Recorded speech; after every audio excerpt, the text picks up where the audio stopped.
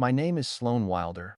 I'm 31, and the last words my father ever said to me were, "Don't embarrass us again." He said it the night he found out I'd been invited to my brother's wedding on one condition: hide my tattoos, dye my hair back, and pretend to be someone else. That was the night I realized I'd been edited out of my own family photo for years. But what they didn't know was that I'd saved every cropped image, and one day, I'd hang them all back together. Before I continue, tell me where you're watching from. And hit like and subscribe if you've ever been betrayed by family. Because this story, my story, isn't about rebellion or regret. It's about what happens when the people who raised you try to erase you. And how I learned that sometimes, losing your family means finally finding yourself. I grew up in Ridgefield, Connecticut, inside a house that smelled like lemon polish and expectations. Every blade of grass on our front lawn stood at attention, trimmed to regulation height. My father, Gregory Wilder, built his law career on reputation, and he treated our family the same way: an image to be maintained, not a life to be lived. Dinner at the Wilder house was an unspoken performance. Father's fork always clicked twice before he spoke, and whatever he said was treated as gospel. "Reputation is currency," he'd repeat, slicing his steak into perfect squares. "And the Wilder name is worth more than gold." My mother, Vivian, would nod with the serenity of a church statue. Her pearls rested just above the hollow of her throat, catching the chandelier light whenever she smiled. My brothers Grant and Nathan were the golden sons. Grant was the debate champion, Nathan the math prodigy. Their trophies lined the mantel, shining proof that the Wilder legacy was safe. And me? I was the footnote, the daughter who drew on napkins, who came home with ink on her hands. My mother used to press her fingers against my wrist as if she could wipe the color off me. "People are watching, Sloane," she'd whisper. "Try to behave like someone they'd be proud to claim." When I was 12, I begged for a small rebellion, a temporary violet streak in my hair. It would wash out in a week. I stood in the bathroom mirror, trembling with excitement as color bloomed through my brown hair like a bruise turning beautiful. For a moment, I thought maybe they'd smile.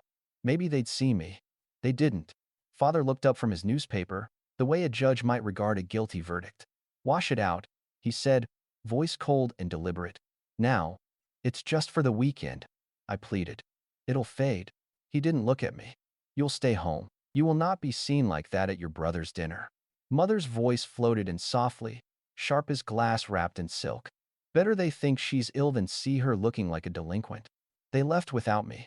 I pressed my forehead against my bedroom window as their car pulled away. Across the yard, I could see them through the neighbor's kitchen window, smiling, laughing, complete.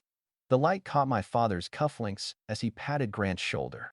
For a long moment, I just stood there, hand against the cold glass, realizing they didn't need me to look perfect, they needed me invisible. That night, I scrubbed the violet out until my scalp burned, but the stain stayed, faint and stubborn, like something refusing to disappear. Years later, I'd realized that was the moment everything started.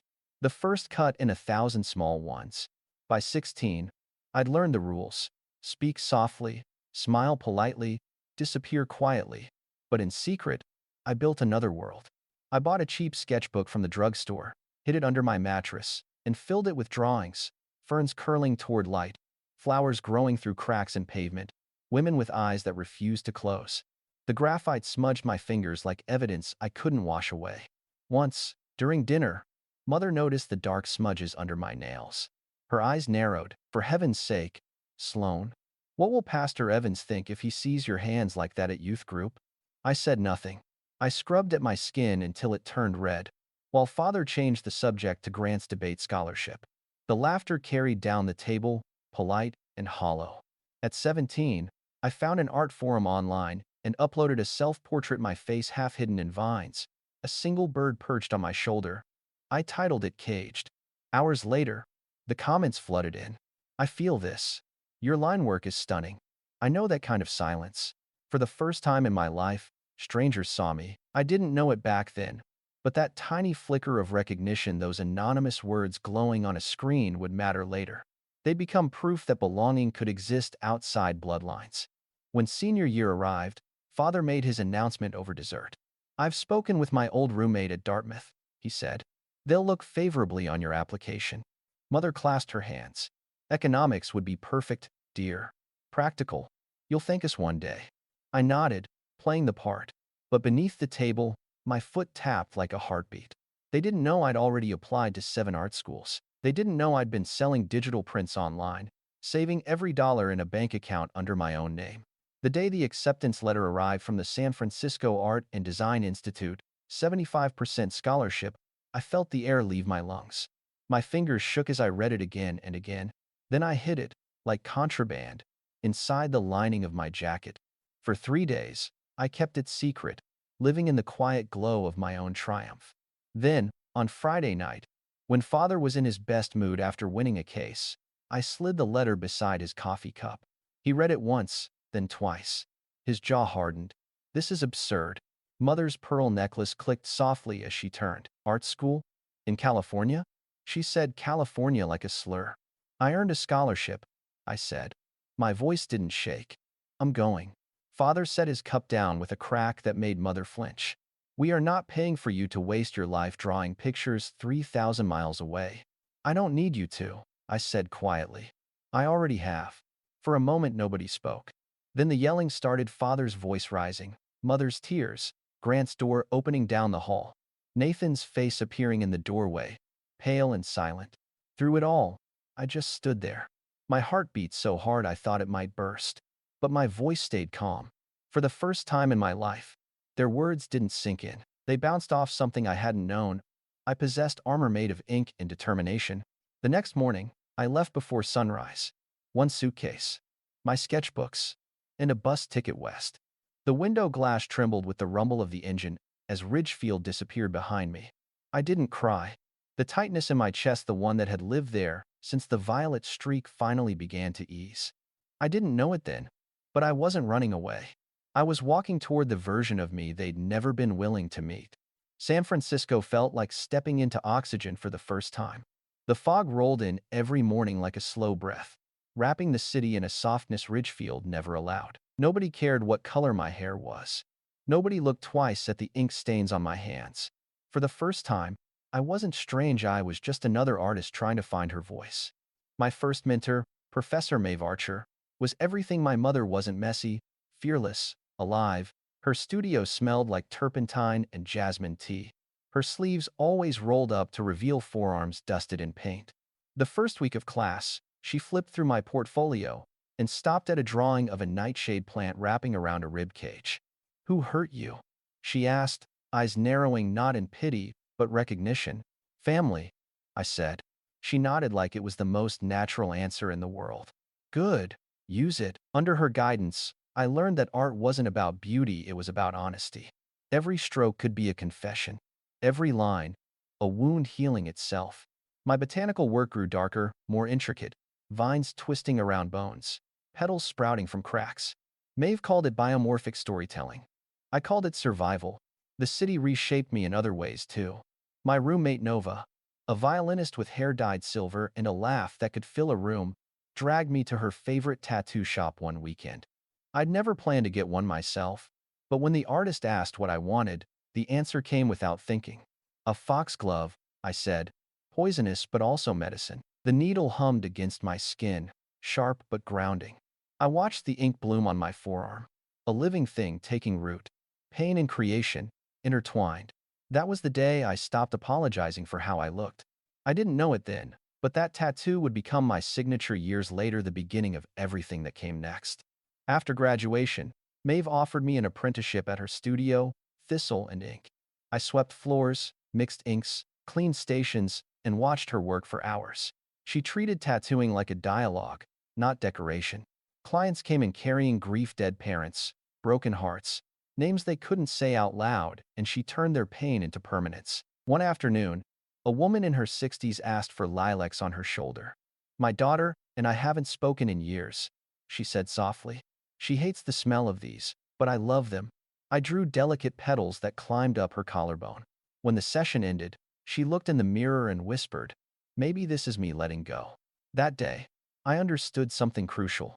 I wasn't just an artist. I was a translator of pain. By 25, Maeve handed me a set of keys. "It's time you co-own this place," she said. "You've earned your stake." I remember signing the partnership papers with hands that wouldn't stop trembling. I called home that night, hopeful for once. Mom, I said, I'm now co-owner of a studio. We're featured in a magazine next month. She paused, then said, That's nice, dear. Maybe one day you'll do greeting cards or something respectable. Her tone was syrup over poison. I hung up without replying. I didn't cry. I just looked around the studio, my plants, my sketches, my name on the window, and realized that respectability had never built anything worth living for. The years that followed blurred into ink and laughter and growth. My clients became my community. They told me stories they'd never told anyone else. A young man covering scars with constellations, a breast cancer survivor tattooing vines across her chest where a mastectomy had left a void. Each one carried a piece of me with them when they left. Then, at a gallery showcase, I met Rowan Hale. He was a documentary photographer, tall, quiet, the kind of man who saw more than he said. He stopped in front of one of my pieces, a canvas of botanical linework meant for a back tattoo, and said, "You draw pain like it's a landscape." I laughed, uneasy. I lived there long enough to know the terrain. We got coffee that night and talked until the cafe closed. About art, about truth, about what it costs to be seen. With Rowan, there was no pretending. He saw my tattoos, my teal hair, my sharp edges, and didn't flinch. By the time we moved in together, Portland had already started calling to me. Maeve was ready to semi-retire, and I wanted to grow thistle and ink into something bigger, a studio that felt like home for the misfits of the world. We found a building with floor-to-ceiling windows and ivy creeping through cracked brick. It felt like the perfect contradiction, wild and grounded at once. The day we reopened under my name, sunlight poured across the floor, turning the air golden. I remember standing there, ink-stained hands trembling, thinking, I built this with everything they tried to take away. That was the first time I allowed myself to feel proud. But pride has a strange echo. Sometimes it sounds like peace. Sometimes it sounds like a challenge thrown to the ghosts of your past. When the first wedding invitation from home arrived, my brother Grant's, my chest tightened before I even opened it. The envelope was thick, embossed, formal. The note inside was handwritten by my mother. "We hope you'll attend. Please wear neutral colors, long sleeves preferred, and avoid bright hair tones for photographs." I stared at the words until they blurred. 10 years. And nothing had changed. I was still the girl they wanted to crop out of the picture. That night, I placed the invitation under the leg of my drafting table to stop it from wobbling. I didn't know it then, but that single piece of stationery would set off a chain of events that would tear open every wound I thought had healed. I didn't RSVP to Grant's wedding. I told myself I was too busy, that the shop needed me, that flights were expensive. But deep down, I knew the real reason. I couldn't survive another polite erasure.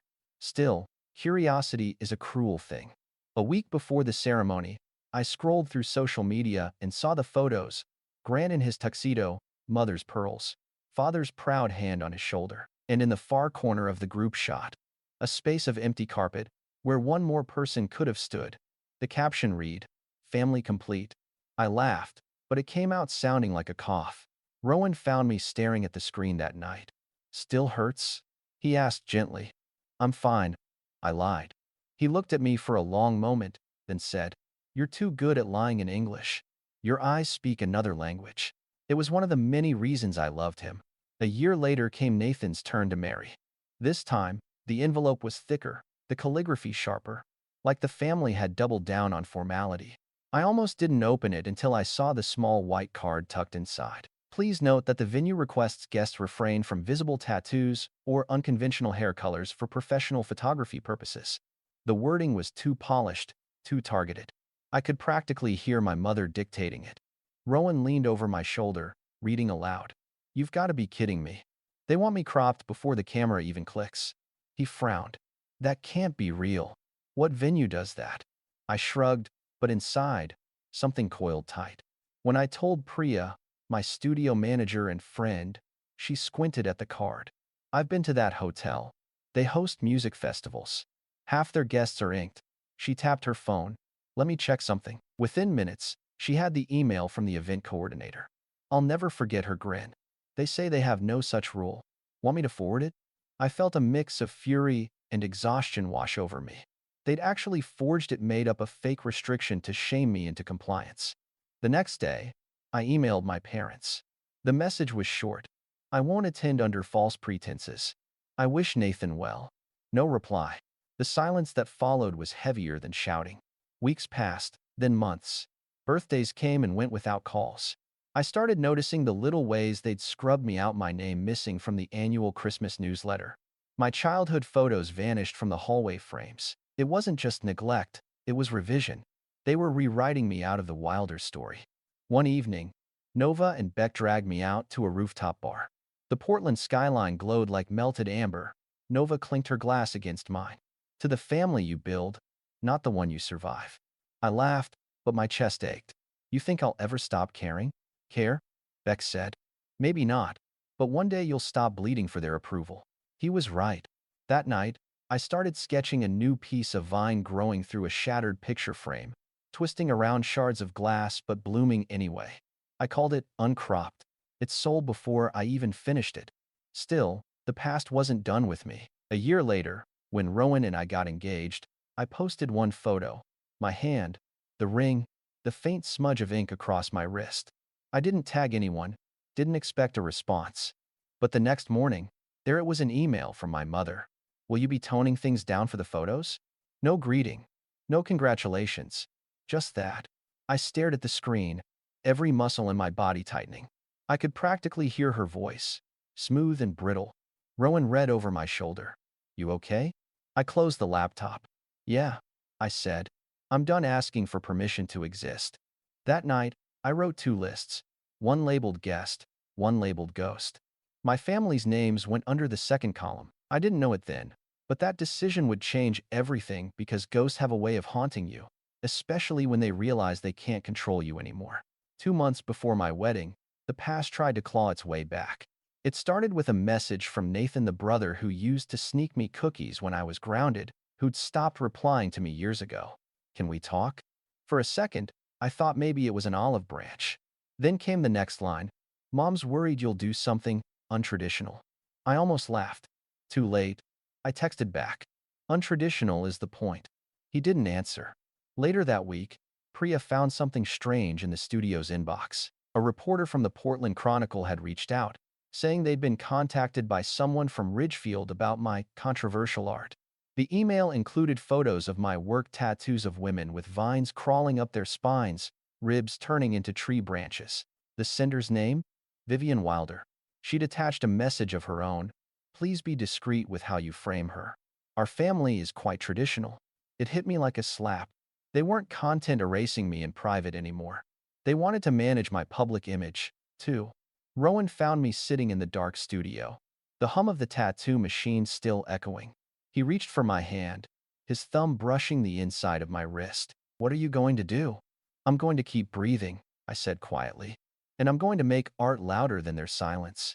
That night, I started designing our wedding invitations myself, botanical linework, intertwined with tiny scars and cracks. Imperfections woven into beauty. On the back, I wrote one line in cursive. Come as you are, or not at all. Every person invited was someone who'd seen me fully. That list didn't include a single Wilder. When my mother found out, she called. I didn't answer at first, but the 5th time, I picked up. Her voice was brittle but calm. Sloane, you're making a mistake. By not inviting you? By embarrassing yourself publicly. You think this proves a point, but it only shows you're bitter. Mom, I said, you forged a hotel card to keep me out of photos. I'm not bitter, I'm awake. A sharp inhale on the other end. Then the click of the line disconnecting.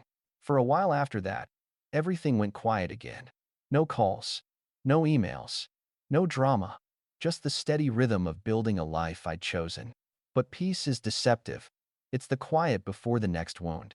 2 weeks before the ceremony, Mateo called. You're going to want to see this.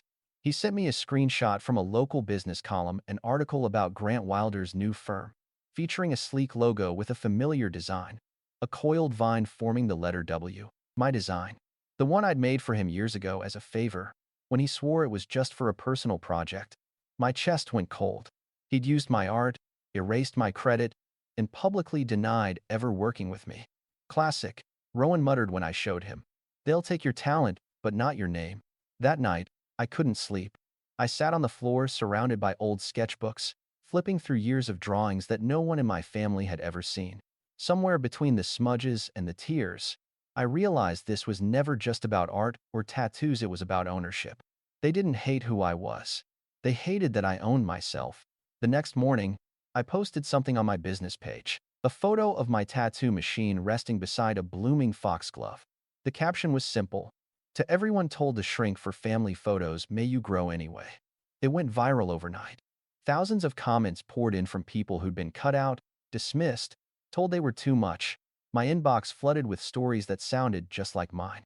That was the moment I realized my pain wasn't private, it was universal. And that terrified my parents more than anything. The next week, an envelope arrived at the studio with my mother's handwriting. Inside was a single line written in her perfect cursive.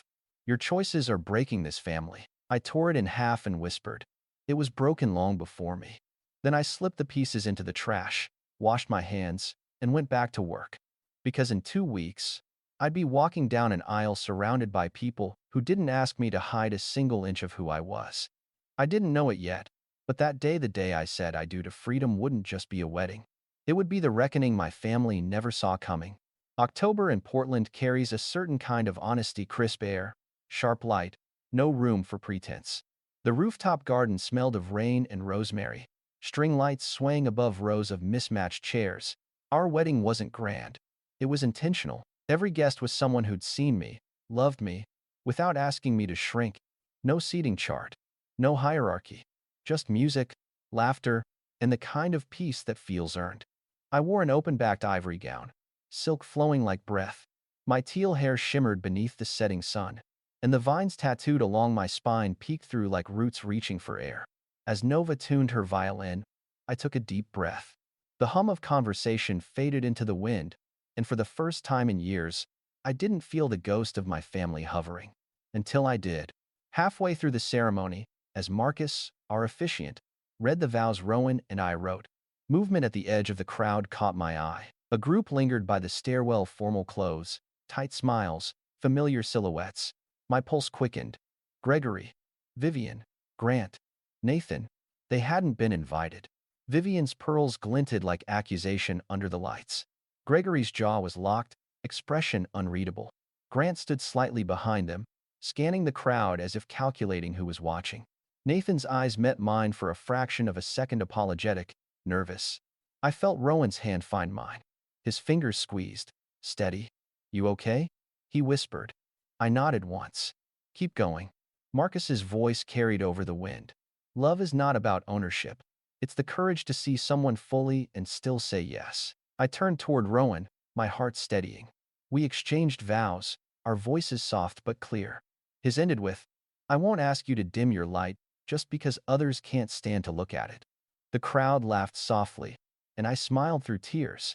When Marcus finally said, You may kiss, the rooftop erupted in cheers. I glanced once more toward the stairwell, empty. The Wilders had already vanished, like ghosts who couldn't bear to see the living thrive. But the story wasn't over. 2 weeks later, the past came knocking, literally. A Sunday morning, rain tapping against the window. Rowan and I sorting through wedding photos at the kitchen table. The doorbell rang once, twice, then a third time. Insistent. Rowan opened it, and there they were. Gregory in a charcoal suit, looking smaller than I remembered. Vivian clutching her handbag like a shield. Grant, stiff-backed. Nathan, eyes lowered. The air thickened instantly. May we come in? Vivian asked. Her voice was sweet in the way arsenic is white. Rowan looked at me. I hesitated, then nodded. 5 minutes, I said. They stepped inside, their presence dimming the room. Vivian's gaze swept over the walls. Plants, sketches, framed tattoo photos, and her mouth pinched. Gregory was the first to speak. We saw your wedding. In the paper. He held up a folded clipping from the Oregonian. The feature that had gone viral, local artist marries in uncropped ceremony. There was a photo of Rowan and me laughing beneath the lights. Tattoos glowing like stained glass. Vivian's voice tightened. Do you have any idea how humiliating it was to find out from strangers? The Hendersons asked why we weren't there. I stared at her. You're upset that people know you missed it, not that you missed it. Her face froze. That's not fair. Neither was asking me to disappear for every event that didn't fit your image. Gregory exhaled through his nose, trying to regain control. You've turned private matters into public spectacle, Sloane. Those photos? That article, it paints this family in a bad light. This family painted itself, I said calmly. I just stopped letting you crop the frame. For a long moment, no one spoke. Rain drummed against the windows like applause from another world. Then Nathan finally looked up. His voice was soft. She's right. Gregory turned sharply. Excuse me? Nathan reached into his coat pocket and pulled out a small envelope, edges yellowed with age. I found this in Dad's desk last month. It's addressed to Sloane from Grandma Eleanor. My heart stuttered. Grandma's handwriting. The seal still unbroken. Vivian's face went pale. Nathan, don't. He ignored her and handed it to me. My fingers trembled as I broke the wax. Inside was a letter dated 13 years ago and a check for $1,000. Follow your art, it read in looping script. You see beauty the rest of us are too afraid to touch. My eyes burned. Gregory shifted uncomfortably. You took this from me, I said, my voice barely above a whisper. You didn't just silence me, you stole my blessing. Gregory straightened, his tone icy. We did what was best for you. No, I said. You did what was best for your reputation. Vivian rose abruptly. We should go. For once, I didn't argue. I walked to the door, opened it wide. Rain hissed on the pavement. I hope one day you understand, Gregory said quietly. I already do, I replied. And that's exactly why this door closes now. They left without another word. As the sound of their footsteps faded, Rowan wrapped his arms around me. You okay? I leaned into him, the letters still clutched in my hand. For the first time, I said, yeah. That night, I framed Grandma Eleanor's letter and hung it beside our wedding photo, the one where I'm laughing, wild hair caught in the wind, no longer cropped out. Because the truth was finally visible, and I wasn't hiding anymore. 3 months passed after that rainy Sunday, and the quiet that followed wasn't heavy, it was clean. Like air after a storm. For the first time in my life, silence didn't feel like punishment. It felt like peace. But peace can grow roots, and mine grew quickly. With Maeve's blessing, I expanded Thistle and Ink into something larger than a studio. We called it the Hearth Fund, a small nonprofit dedicated to supporting young artists who'd been rejected by their families.